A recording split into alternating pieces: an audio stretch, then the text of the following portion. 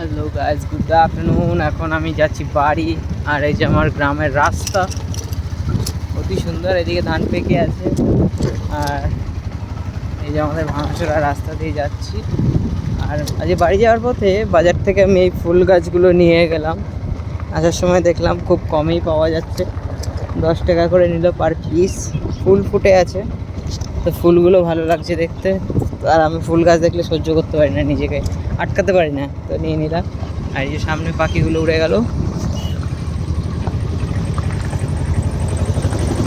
আর আমার গাড়ি চলছে টুকটুক করে। এটা হচ্ছে আমার গ্রামের রাস্তা, যে রাস্তা দিয়ে আমি রোজ যাতায়াত করি। কিন্তু রাস্তার অবস্থাটা খুব বেহাল।